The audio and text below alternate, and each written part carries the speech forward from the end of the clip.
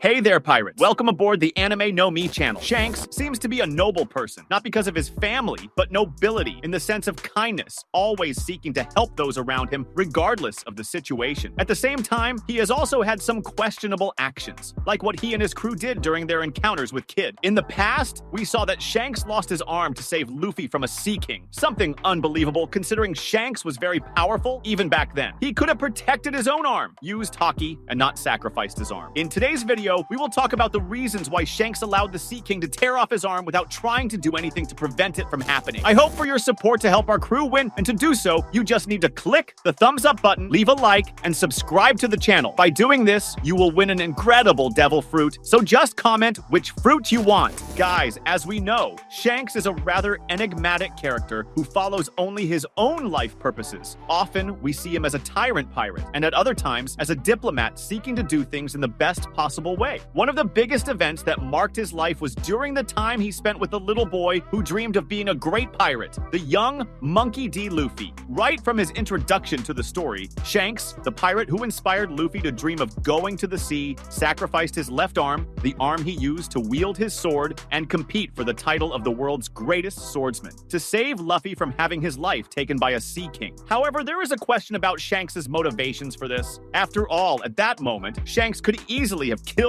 the Sea King, could have stopped the sea monster with his conqueror's Haki, or defended himself with his armament Haki, but he chose to simply allow the creature to tear off his arm. For a long time, this great question remained unanswered. Why did Shanks allow his arm to be taken instead of killing the Sea King? Sometime later, we had an apparent answer from Shanks himself, a completely unexpected response, but created by Oda to make us see Shanks as a hero, to make us believe that he truly has a good heart and hoped for great deeds from Luffy. Shanks would have given his arm in exchange for the life of the Straw Hat Pirate. As Shanks said, he gave his arm for this new generation of pirates, allowing Luffy to live and become a powerful pirate who would change the course of the world. But today, we can see this in another way. Shanks seems to have tried to manipulate Luffy's destiny that day to ensure that he fulfilled his fate. As you must remember, Shanks and his crew watched as Luffy, still a young child, did something completely unexpected just to prove his worth. Luffy had cut below his left eye with a small blade. For the boy, this was an attempt to show Shanks' crew that he was brave and worthy of joining the red-haired pirate crew, something that all the pirates were astonished by, but also excited about, as they were pirates after all. They then threw a party at Party's Bar to celebrate Luffy's courage.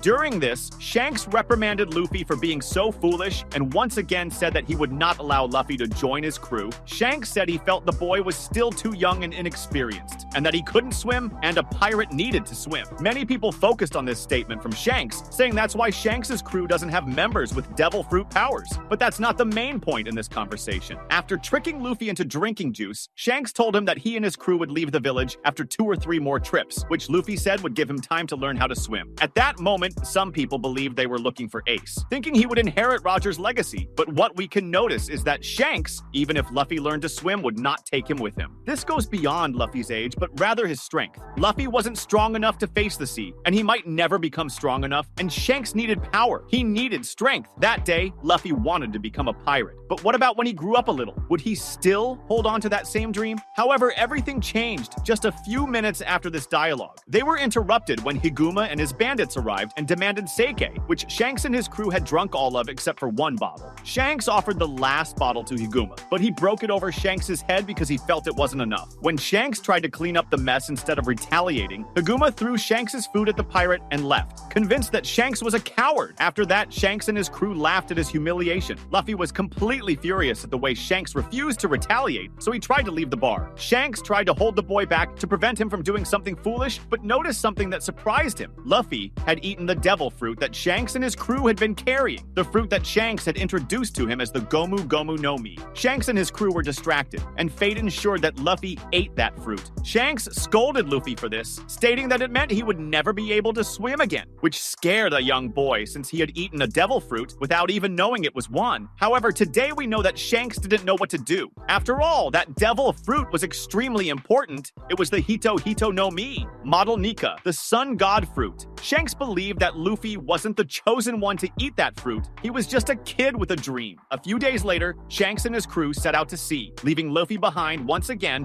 for not being ready to be a true pirate, and because Shanks didn't know what to do for the boy. Eventually, Higuma returned and took Luffy hostage when the little boy insulted him. As Higuma prepared to try to take Luffy's life, Shanks and his crew, having returned from their sea adventure, appeared nearby and teased Luffy about his claim of having a punch as powerful as a gun. Higuma warned Shanks to stay back, and when Shanks began to approach him, one of the bandits put a gun to Shanks' head, trying to prevent him from getting closer. However, Shanks simply told the bandit not to point a gun at someone to scare them, as it was an ineffective threat. And shortly afterward, Lucky Roo shot the bandit in the head, shocking all the bandits witnessing the confrontation. When the other bandits claimed it was dirty, Shanks pointed out that he and his crew were pirates, before telling Higuma that he would never forgive anyone for harming his friend, no matter their reasons. After Ben Beckman defeated the rest of the bandits, Higuma tried to claim that Luffy started the trouble, but Shanks said it didn't matter. In fear, Higuma used a smoke bomb to escape. At that moment, Shanks had already realized that he needed Luffy to inherit the Pirate King's purpose, and he had to protect his captain's fruit. For this reason, saving Luffy was more important than his own life. Higuma would never have escaped Shanks that day,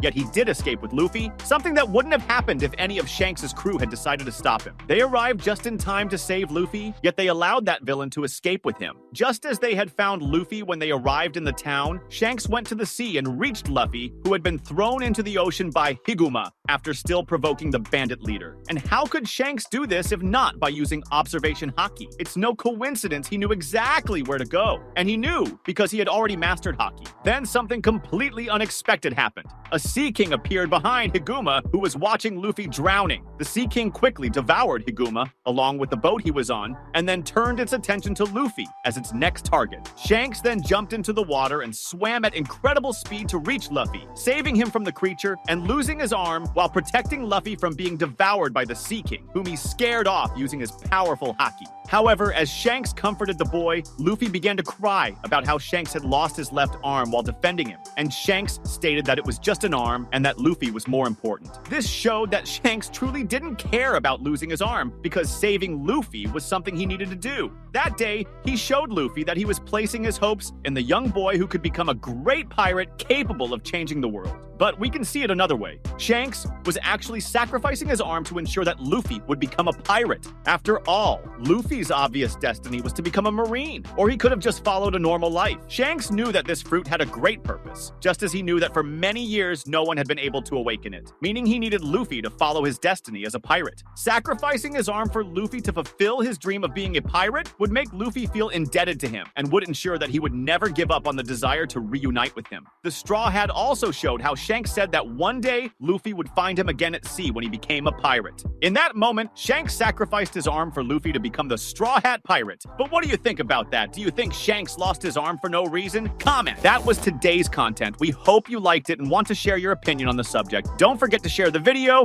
give it a thumbs up, and I'll see you in the next video. Take care and stay amazing.